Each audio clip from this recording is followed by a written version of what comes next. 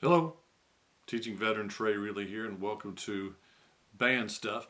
If you would, please like and subscribe. Now, today I'm going to talk to you about programming and one aspect of programming, and I'll have other aspects in future videos. Kind of before we get rolling, let me give you a little backstory. I started teaching in 1985 in Paragould, Arkansas. And one of the first challenges that I ran into was, what in the world am I going to have my band play? I was teaching a middle school program, 6th, 7th, and 8th grade, so I didn't have to worry about marching band. So it was all concentrating on what am I going to play at our first concert, what am I going to play at contest. And in 1985, there was not near the access, there was no internet, nothing like that, and so the access I had to literature was very, very limited. And I remember walking into the band room, and kind of across the room, I was excited to find a lot of recordings. Most of them were reel-to-reel recordings.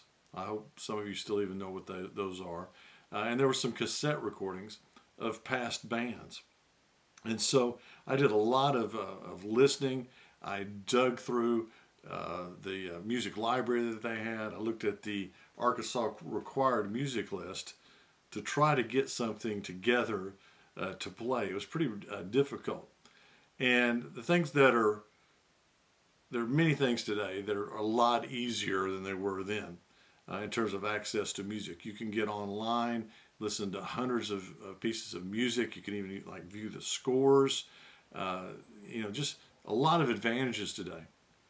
But regardless of the advantages, there's a lot of things that still remain the same. Is that you've got to match that music up to maximize the potential of your band to sound great and do great. And that challenge is still there. And so we're going to talk about a number of things that can help you with your band. And the number one thing we're going to talk about today is know your band. Know your band. I know that's not particularly profound, but knowing your band is a lot harder than you might think. And so I'm going to talk about several aspects of being able to really know your band, what they can do, and matching that with the music that you're picking for that year. Now, a lot of the angle I'm having in this particular video has to deal with picking music for contests and assessments, but it works just as well for any concert. The first thing that you're going to have to look at is their ability level and their potential. Now, this seems kind of obvious, and I guess it is, but it's not easy. And if you're a young teacher, this might be something that takes time, particularly when you're not only looking at their ability, but you're also looking at their potential. How much, if you have a 7th grade band, what kind of potential do they have to grow by the time you get to a certain point where the concert's there? You have to gauge, can they get from here to here? And when you're looking at these things, you've got to make sure that you're not doing music that's too easy. You don't want to undersell what they're able to do, but then again, you don't want to either, and you also don't want to overestimate what they can do either. So you've got to get stronger and stronger at assessing kids' ability and their potential. Number two, as you look at this, you've got to plan your future around the band's deficiencies.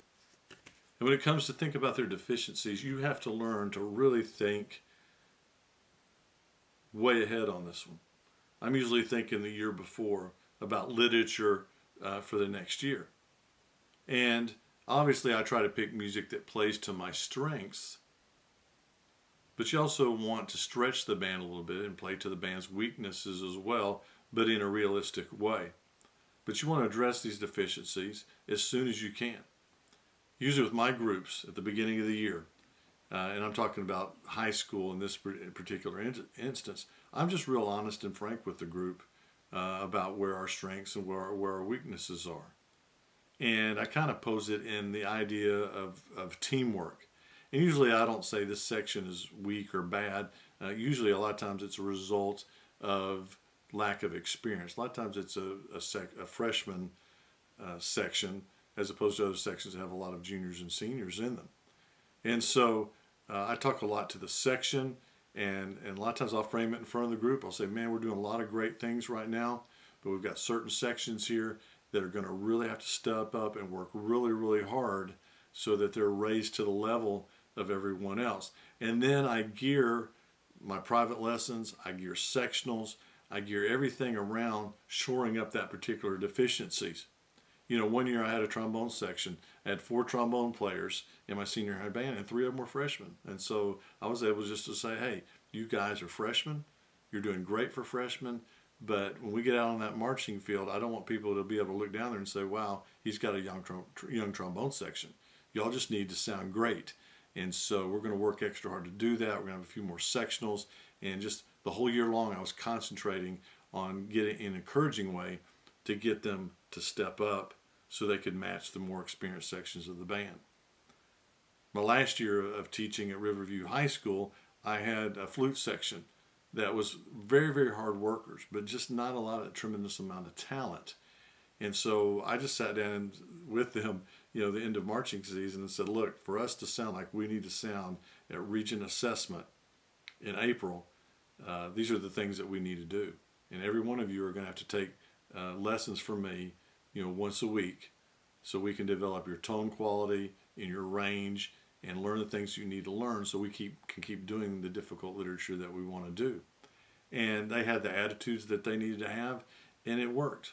And I worked with them and never had to chew them out or get onto them. It was just, matter of fact, this is what we're going to do. And they cared enough about the band as a whole to show up for those lessons. And sometimes we'd have sectionals with 2 or 3 of them maybe at one time. So know your deficiencies and make a plan to fulfill those deficiencies so you can perform the music the way it needs to be performed.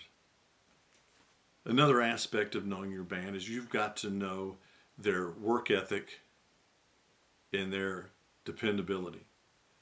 These were usually more of issues when my first year with a band, or maybe even my second year of the band, before we had some tradition rolling. But you still have certain individuals after a certain amount of time that give you problems. And you really don't want to pick music that requires a tremendous amount of dedication and lessons and after school time, individual practice, all those kind of things, if that's basically not the group that you have. And some groups do have a better work ethic than other groups. And some groups are more dependable than other groups. Or maybe it's just one section of yours that's not very dependable, and they're not going to show up to do the extra work it requires to do the music that you want to do. So those are some things you're going to want to examine and pick your music accordingly. Number 4, you need to accurately assess their rehearsal behavior.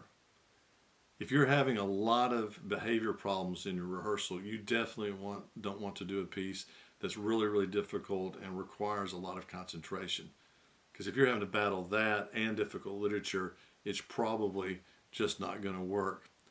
Like I said, a lot of this could occur early in your teaching career, and so you might have to kind of factor that in a little bit and do music that's a little easier and doesn't require quite as much concentration because your group just doesn't have it.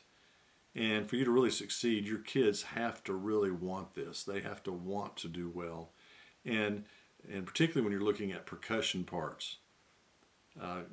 If you have a section that's undisciplined in the percussion section, one of the best things you can do is pick music that is going to keep them busy. And because they're going to wreak havoc if you don't keep them busy. And so that might go very strongly into your choice of literature, is just the behavior and concentration level of your group. And number 5, do you have the instrumentation that you need to perform the music that you want to perform? I realize that there are some bands and band programs that are so small that it's literally impossible to get a great instrumentation. But whatever your instrumentation is, you should do your very, very best to have every instrument that you need, to have a concert band instrumentation. And the only way that you're going to be able to accomplish this is through instrument switches and switching kids around so that they can learn a second, maybe even a third instrument to get everything covered. You know, one comment I hear a lot from band directors after they've been assessed at some contests is they'll say, well, they said I didn't have enough horn sound. Well, I don't have any horns. You know, they're judging what I don't have.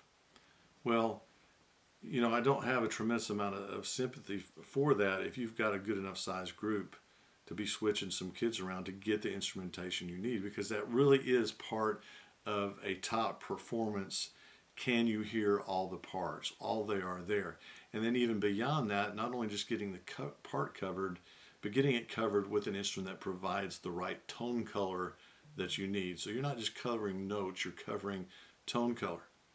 And I've seen bands before that have had very, very poor instrumentation, and they'll have like 9 flutes out there, but they're missing all these other instruments. And they really should have planned ahead, maybe even the year before, and switched some of those 9 flutes over to play, like in marching band, to play mellophone, or concert band to play horn, and get things switched around. I remember when I was in high school, I guess I was just somebody that really followed the letter of the law. And my directors, both in junior high and high school, would say, don't you touch anybody else's instrument, you know. And so I literally never touched anybody else's instrument. So the only thing I played was my trumpet. And so when I became a director, that's kind of what I told everybody, even to my own detriment. And then I realized that there's no reason why some of your really talented kids in particular cannot learn a second instrument to help you out when you have instrumentation problems. Now, I always made sure that they could play one instrument. It was their main instrument and could be really good at it. But I had a lot of kids learn 2 and even 3 instruments, and they were better coming out of high school than a lot of guys are coming out of college as far as secondary instruments go. And they love it. It keeps them interested. A lot of times there is some wheeling and dealing going on. A lot of times I have to say, okay, if you'll play this for this semester, you don't have to do it next semester. Or I promise I'll never ask you again. More often than not, they love playing that second instrument, and keeps their interest in band at a very, very high level. Now, of course, this will involve a lot of working with kids after school to learn that second instrument. I would have had a lot of success doing it through a jazz band class that we had. You might be able to develop some kind of solo and ensemble class. I've had that before, where they can learn second instruments in there. And you develop a band that has a tremendous amount of versatility. My last year at Riverview, when we went to concert contests, I think I had 8 or 9 players out of our 45 that were not on like their main instrument. But they did it at contest so we could have the instrumentation that we needed and sound the way we needed to sound. And when we went to our final concert, you know, it shifted again. And so do instrument switches. The kids can do it. They can do it. And number 6, you're going to have to assess what kind of music that your students would enjoy playing. This kind of brings up the topic or the question, do student opinions matter on what music you play?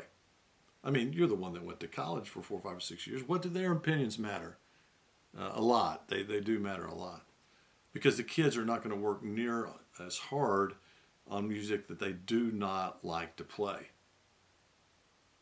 Now, does that mean you let them totally determine what you're going to play, and whatever whims they have about music, you're just going to play what they like, and when they gripe and complain, you just toss the music in the garbage? No. Okay?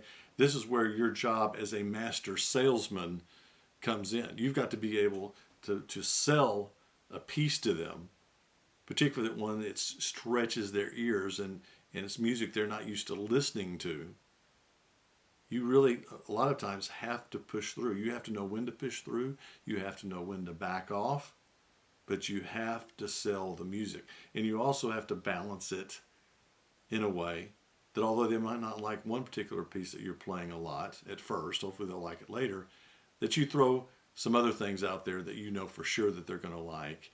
And it's not just, you know, a situation where there's absolutely nothing that they like. So be a master salesman. And also never underestimate what you could sell. You know, my best example in this is actually a choral example. A number of years ago, my band room was connected right with the choir room. I mean, I could hear everything they were doing. They could hear everything I was doing. We had a lot of kids in common. And one day after school, some kids that were both in band and choir just started singing. And I was really amazed because they weren't just singing the latest hit off the radio. They were started singing and enjoying a very florid piece by George Friedrich Handel. And it just almost brought tears to my eyes because from these kids, the environment these kids came from, very difficult socioeconomic background. This was not going to be the type of thing that they were exposed to, and I was just so impressed. It shows that the impact that our choir director was having on expanding their musical horizons. And I thought, man, if you can get high school kids to enjoy and sing of their own volition pieces by George Friedrich Handel, you are doing an awesome job. And so that's kind of our job, is to expose them to something different that they might not normally like and build not only an appreciation for it, but a love for it as well. Well, that's all I have for you today on programming. Next, in part 2 of this series, I'll be talking about knowing your audience.